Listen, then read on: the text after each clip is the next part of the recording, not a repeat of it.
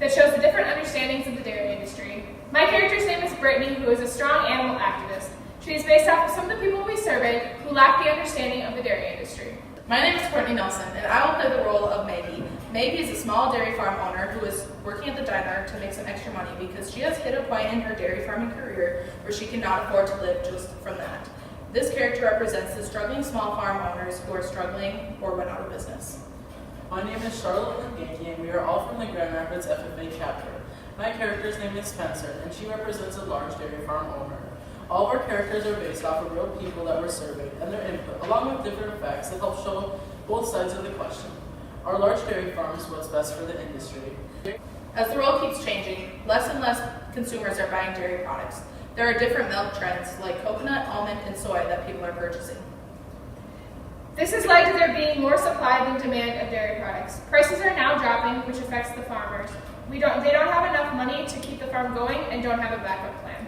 In 2018, the dairy industry employed 3 million people, and $39 billion was paid in wages to these employees. In total, the dairy industry makes up $628 billion of the U.S. economy. Hey Maggie, how are you doing today? Not so good. Why is that? I just got noticed that the company I sell my milk to is terminating the contract with my family's dairy farm. Thank goodness they're finally doing something about the dairy industry. What do you mean by that? The dairy industry is so cruel. Cows are friends, not food. Well, I think you may be misinformed. Would you like to talk about this? I guess, but I know I'm right.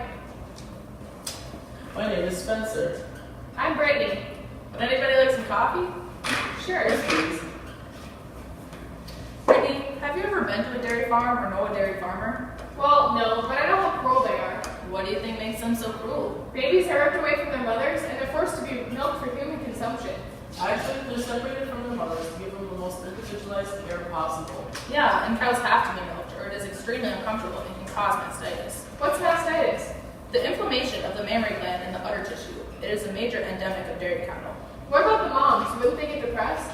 The dairy industry separates cow-calf pairs within the first 24 hours to prevent them from forming a strong bond, reducing the stress from separation. And without cows having calves, we wouldn't have milk to drink. I guess I didn't know that. Would you guys like me to go grab some cream? Sure. So what's the difference between small and large dairy farms? The USDA Economic Research Service developed a farm classification system to divide farms into groups. Farms that make less than $250,000 a year are considered small. So what do you guys think about this downfall of small dairy farms? What does that mean? Well, since the year 2000, over 42,000 American dairy farms have gone out of business. In 1987, half of American dairy farms had 80 or fewer cows. By 2012, that number had risen to 900. Wow, that's crazy. But how is that possible? Today, cows are producing more milk than ever, but are consolidated on bigger and more efficient farms. You know that's a dairy, right? Yeah, we get it from my family's dairy farm. I didn't know that, but that's okay. I still consume dairy products on a daily basis. If you're such an animal activist, why are you consuming dairy? That's none of your business. Well, let's talk about some of the pros and cons of the dairy industry. Having large amounts of cattle in one area can cause some pretty big environmental impacts.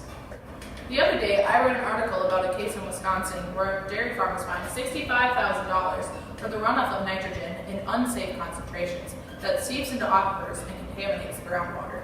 That's true. One upside of large dairy farms is they are more efficient. They also require less workers.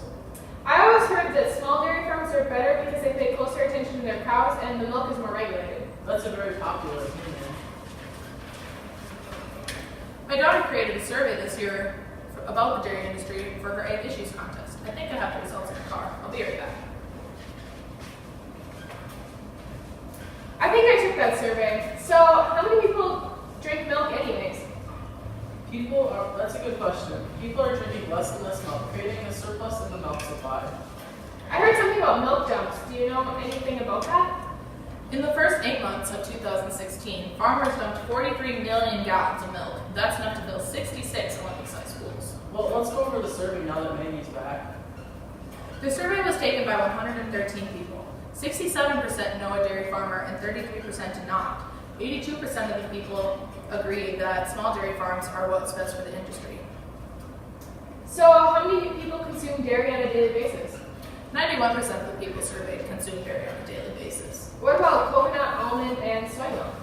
That's a great point to bring up. Non-dairy milk sales have increased by 61% since 2012. So if I'm understanding this correctly, these milk alternatives could have an impact on the surplus of milk? Right, they definitely can have an effect. So a benefit of small dairy farms could be that they may not produce as much milk to contribute to the surplus, but that's all personal opinion. I heard they passed a new farm bill. What does that mean for dairy farmers? Hey, we just talked about this at last night's Farm Bureau meeting. Do you want me to tell you about it? Yeah, I'm interested to know what it's about. The part of the 2018 Farm Bill that concerns dairy is called Dairy Margin Coverage. It expands insurance choices for farms of all sizes. So what will that do to help my small dairy farm?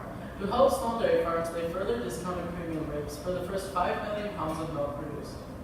I heard that any dairy that signs up in 2019 and commits to keep its coverage for the life of the 2018 Farm Bill will receive a 25% discount on their annual premium. Is that true? That's correct. That sounds like it would be really helpful. It is. There are a lot of new improvements in the new Farm Bill. So how does it affect large dairy farms? Well, let's make a quick conclusion of the pros and cons of large dairy farms. Large dairy farms contribute more to the national milk surplus. They may not be able to give the most individualized care, and they can also have huge environmental impacts. But also, large dairy farms are more efficient and the cost of production is a lot lower for larger dairies. So all this information gives me a lot to think about. This is a very important issue facing the U.S. right now because dairy farms are continuing to go out of business and it affects a huge amount of people. The real question is, are large dairy farms what's best for the industry? That's a great question, one that we have yet to determine. The survey we mentioned was an actual survey that we conducted in our community across Minnesota. Those results were once again that 67% of the people that we surveyed know a dairy farmer and 33% did not.